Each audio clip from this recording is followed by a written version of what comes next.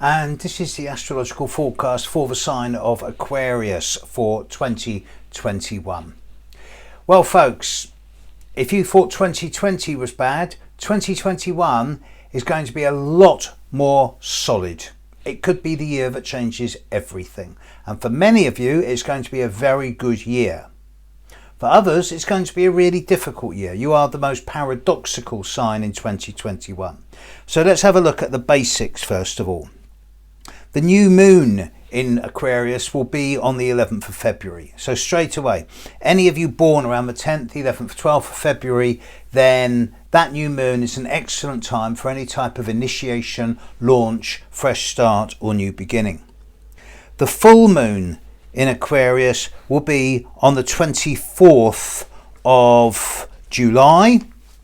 And this is going to be of particular significance to those of you born around the 21st of January. If you're born on the 20th, 21st, 22nd of January, then that full moon on the 24th of July is a great time for bringing anything to successful conclusion. Mercury will move into Aquarius on the 8th of January. It will then go retrograde in Aquarius on the 30th of January before standing still and moving forward again on the 21st of February and then leaving Aquarius on the 15th of March. So from the 8th of January to the 15th of March, that's 10 weeks, Mercury's going to be in your sign. Now this isn't going to impact upon all of you.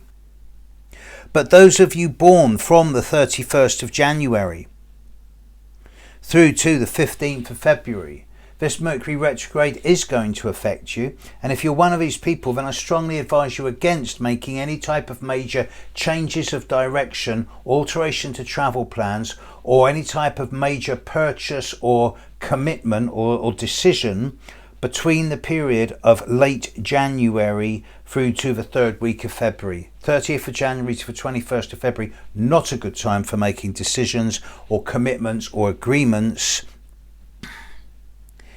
if you're born from the 31st of January through to the 15th of February.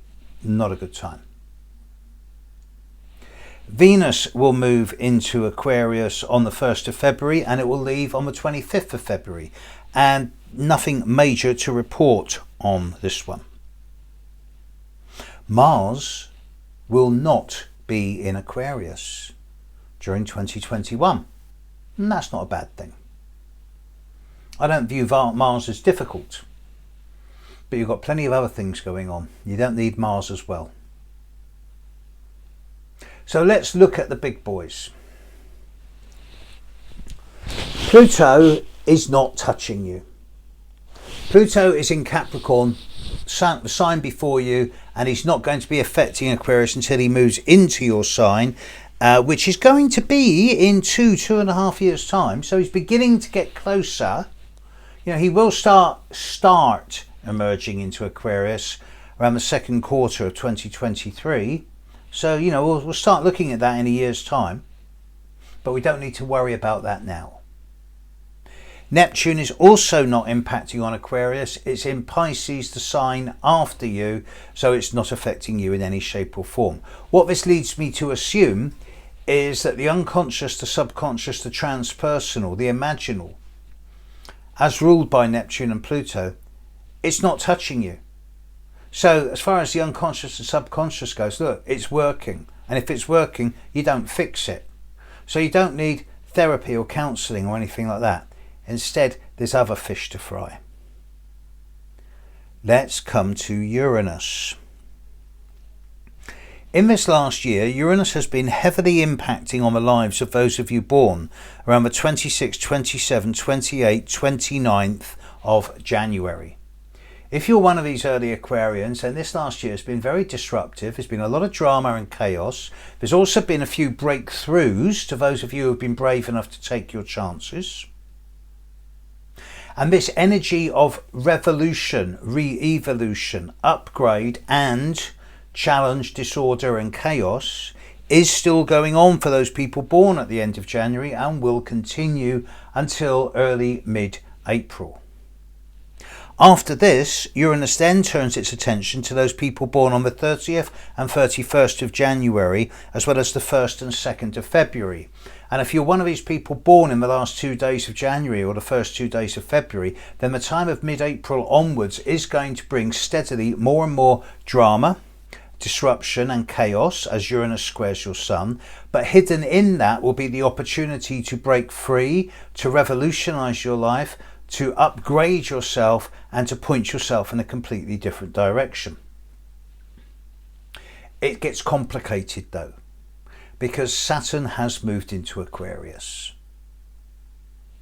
Now in the short term, Saturn is going to affect the lives of those of you born on or before the 25th, 26th of January, big time in the short term. By short term, I mean the period between now and mid-February. And if you're one of these early Aquarians born before the 26th, then in the short term, up until mid-February, you're just not in a good position for growth and expansion. It's a time of restriction, circumstances outside your control holding you back, where you stay low, stay below the radar screen, do the filing, weed, prune, streamline, clear the decks, let go of things, people, situations, environments that are past their sell-by date, and generally get your house in order. This pressure will be off for those people born on or before the 26th of January by the time you're into the middle of February. However, from then on, Saturn really starts to impact heavily into the lives of those people born from the 26th, 27th, 28th, 29th, 30th, 31st of January and the 1st and the 2nd of February. Saturn will be sitting on top of your Sun for 9 months. So you can spend 9 months bitching, whinging, complaining about how tired you are, how hard you're working, how unappreciated you feel, how alone and unsupported you are. Why is my life so crap? Poor me, I'm a victim and I've got all this pressure and gravity on me and nobody cares. Which is what most people will do. Or you can go, right, Saturn's on my Sun. Right, 9 months, bloody hard work. Nose meet the grindstone. Do everything the hard way. 3 steps forward, 2 steps back. And by doing this, you put in place roots and foundations which will act as the basis for the long-term future. But it's a little bit more complicated for some of you than that. Because for a few of you, 30-31 January, 1-2 February, you've not only got Saturn on your Sun, you've got Uranus squaring your Sun. So you can't just work hard and persevere through the way you've always done in the past, because that's just going to lead you into developing deeper and deeper ruts in your life. Yes, at the same time, you can't just throw everything up in the air and start again in a brand new, different way, because that will be just too chaotic, too much disorder, and there's no stability here. So on the one hand, you're bringing a bit more structure and discipline into your more chaotic and disordered side. On the other hand, you're revolutionizing your limitations and changing your boundaries from concrete and steel into rubber and elastic. So dance, if you're one of these people being hit by both Saturn and Uranus. Now Jupiter's also going to be in Aquarius. And over the period of early January through to mid-May, Jupiter's going to land on every single one of your suns. So this does suggest that for all of you, there's going to be a 1 week period between now and mid-May where there's going to be possibly situations that are way over the top and out of proportion, but also fun and humorous. But then Jupiter moves into Pisces in mid-May through to late July and then retrogrades back into Aquarius. And during that retrograde period, Jupiter is once again going to land on top of the Sun of those Aquarians born from the 11th through to the 18th, 19th of February, big time. And you're the people whom, especially as you get into August and September, have the opportunity to get out there and have a bit of fun, to grow and expand, to go on holiday, and probably go over the top a little bit as well. As you get into October, November, December, those of you born from the 12th, 11th, 12th of February onwards will be able to put things in perspective and get results by going for quality, not quantity. With Jupiter and Saturn in your chart most of the year, the opportunity for taking the middle path at the financial and business level is looking good for most of you. It is only those of you born at the very end of January and the very start of February who are under the maximum of pressure.